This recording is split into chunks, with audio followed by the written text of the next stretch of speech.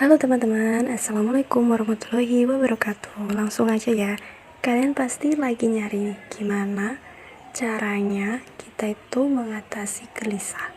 Karena banyak yang membuat kita itu sedih, merasa tersakiti, dan harus menyikapi seperti apa agar hati kita itu gak capek mau berdebat, padahal hati kita tuh gak suka pertengkaran. Ngomong kalau ada adu mulut. Apakah kalian sama? Ya, hai teman-teman, salam jumpa, apa kabar? Gimana keadaannya? Sedang baik-baik saja? Atau saya tebak kalian sengaja ingin dengerin video ini karena memang hati kalian sedang jenuh, butuh dukungan, butuh temen, atau butuh sebuah saran ya? Gak enak juga ya kan? Yang sedang kamu alami sekarang. Kalian pasti cari-cari berbagai video yang bisa buat tenang hati kalian. Nah, bagaimanapun keadaanmu, izinkan saya sebagai sahabat baik kamu. Yuk, mari membahas gimana sih menghadapi situasi dimana kita capek banget menghadapi orang-orang yang nyebelin dan perilaku mereka yang menyakiti hati kita. Tiap kali ingat, rasanya pengen banget menggerutu, ya kan? Nah, sebetulnya pasti semua orang pernah mengalami posisi seperti ini, dan termasuk saya sendiri. Sama kok seperti kalian, saya kadang merasa jenuh di sekitar kita yang cenderung menyakiti hati. Coba deh sekarang kamu bayangkan perilaku orang-orang yang menyakitimu itu gimana dia. Dia bersikap gimana sama kamu? Coba deh bayangin dulu. Dipikir dulu, bener gak sih mereka itu bikin hati kita tuh capek? Sadarkan, kenapa sih tingkah mereka, sikap mereka bikin kita itu capek, lelah, dan saking lelahnya, mohon maaf ya kalian sampai kepikiran, kayaknya aku pergi aja deh daripada harus menghadapi kayak gini terus. Pernah gak seperti itu? Ya kalau pernah, berarti sama saya pun juga pernah seperti kamu. Apa sih penyebabnya? Penyebabnya sederhana teman-teman, ternyata dari diri kita sendiri. Diri kita sendiri adalah penyebabnya. Diri kita sendiri yang salah. Lah, kok jadi diri sendiri yang disalahkan? Pasti kalian berpikir mau dengerin tapi kok malah mencari kesalahan sendiri, padahal kita cari kesalahan orang lain. Sebenarnya bukan jadi membuat kita merasa bersalah, tapi memang kenyataannya begitu teman-teman. Lawang mereka yang menyebalkan, yang salah mereka, yang seenaknya saja mereka. Lah kok malah saya yang disalahin? Gimana sih, kok gak masuk akal? Dengerin, dalam hidup ini sebenarnya kesalahan disebabkan oleh kita sendiri, bukan orang lain, bahkan lebih banyak dari kita sendiri. Walaupun orang itu mungkin ya kelihatannya menyakiti hati kita, perilakunya nyebelin gitu kan, tapi tetap itulah salah kita sendiri. Gini nih penjelasannya. Saya kasih informasi ini setelah saya pernah mendengarkan salah satu akun YouTube yang pada saat itu posisi saya seperti kalian yang sedang mencari-cari gimana sih cara menenangkannya. Saya coba diem, saya coba dengarkan. Ternyata setelah saya pikir-pikir dan akhirnya saya praktekkan, lumayan pengaruh teman-teman. Banyak juga yang di situ komen positif, banyak juga yang lebih mendingan gitu. Jadi aku share lagi. Nah, bayangin ya, kalian pernah nggak tergores di bagian kulit, misalnya entah kaki atau anggota tubuh lainnya, pernah kan? Gimana tuh rasanya? Enak kan? Sakitnya itu tuh sakit campur perih, pokoknya gak enak. Sekarang saya tanya kamu, pernah berdarah kan? Gimana coba lukanya itu?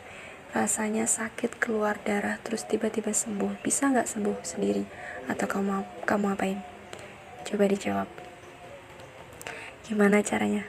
Pasti kita langsung pegang, cuci, diamin dulu kan, karena masih perih ya kan, nggak mungkin kan diotak-atik karena masih perih. Kalau makin parah, pasti kita cari obat. Pakai obat merah, nanti lama-lama sembuh sendiri. Nah, itu tahu kan, kalau mengobati luka di bagian kulit aja bisa tahu, tapi kenapa kalau disuruh nyembuhin luka di dalam hati nggak bisa? Malah masih menyibukkan untuk menyalahkan orang. Itu dia. Itu tuh kesalahan kamu. Kenapa lukanya kian tambah parah? Ya karena waktu terluka, kamu menyalahkan yang membuat luka. Ngapain kamu salahin? Lah, bukannya normal kak kalau kita disakitin oleh si Tony, misal si Tony, ya kita salahin si Tony dong. Ya kan, wong dia yang nyakitin.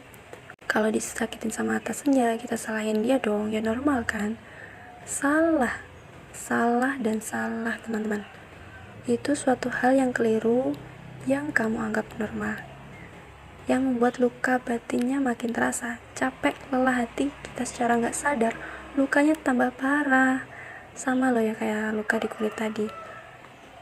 Kalau luka tadi disentuh tapi nggak diobatin, diobak-abik, nyalahin si pembuat luka, apa nggak makin parah tuh luka? Bener nggak? Makanya stop ya, jangan dibahas mulu, stop nyalahin yang membuat hatimu terluka. Nah terus gimana kalau bukan nyalahin orang, jelas-jelas udah menyakitin hati kita tuh harus ngapain dong? Masa diam aja gitu kan? Gini, tadi kamu sendiri sudah mengakui kan, luka tadi kalau ingin sembuh harus didiemin dulu, gak boleh diutak-atik biar sembuh. Sama hati, kalau kita kesel gak usah dibahas, gak usah diingat, apalagi sambil emosi dan menggerutu. Jangan, lukamu nanti makin besar, jangan dibahas. Itu tidak perlu dan stop, gak boleh. Ada solusinya supaya kita lebih ringan menjalani biar gak capek. Kalau menurutku ya, dengan cara atau mulut terbungkam. Mulut terbungkam, jangan berkata apapun, bahkan batin pun ikut diam.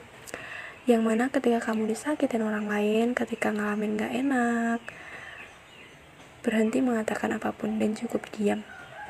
Betul, cukup diam dan jangan bahas, pokoknya diam.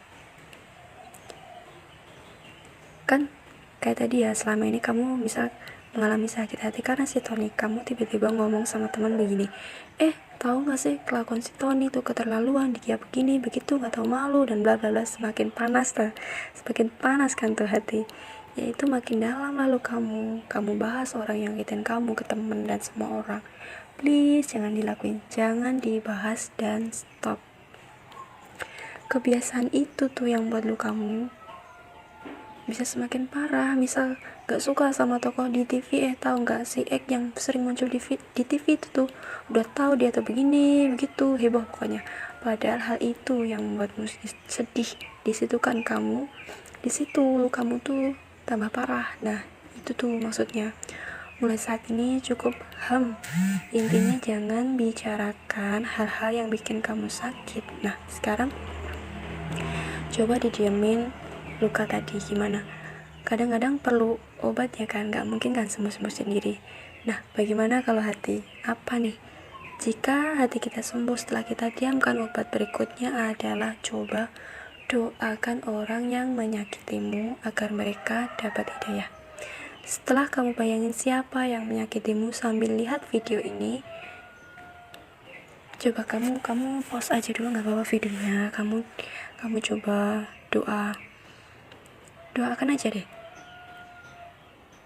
dengan ya seperti ini doanya, ya Tuhan tolong tuntun dia nggak tahu perbuatan dia tuh selama ini menyakiti hati siapa, dia nggak tahu di mana letak salahnya. Berikan hidayahmu ya Tuhan, berikan petunjukmu ke jalan yang benar, tolong ya Tuhan gitu. Amin. Setelah itu hati kita sendiri jadi lapang loh. Coba tes deh, pause aja dulu videonya, nggak apa-apa, sambil bayangin siapa yang nyakitin kamu. Ada yang beda nggak di hati? Pasti ada sedikit perbedaan kan, hati jadi lapang, yaitu karena hatimu sendiri yang bisa mengobati diri sendiri. Doa dengan cara doa tadi, jangan menghakimi siapa yang membuat lukamu itu semakin parah. Doakan mereka supaya mereka kembali seperti dulu. Itu suatu hal yang terpuji dan paling betul. Coba rasanya gimana mempraktekkan tadi? Udah lapang belum? Udah lapang kan itu coba saat ini cuma dipraktekin contoh aja ya, pasti udah lapang, apalagi dipraktekkan secara nyata. Kita sudah terbiasa mendoakan hati kita, lama-lama jadi damai loh. Jadi kesimpulannya mulai saat ini, hal apapun cukup diam dan gak usah dibahas dan cukup didoakan aja. itu berguna bagi saya dan saya yakin itu juga bisa merubah hidupmu. Oke? Kebukakan pikirannya. Nah, kalau video ini sedikit membantu, tolong klik jempol atasnya, subscribe dan sebarkan video ini kepada orang-orang yang ingin kamu bantu. Ingat ya teman-teman, bantulah teman-teman yang ingin kamu bantu jika ingin dibantu. Terima kasih. Assalamualaikum warahmatullahi wabarakatuh.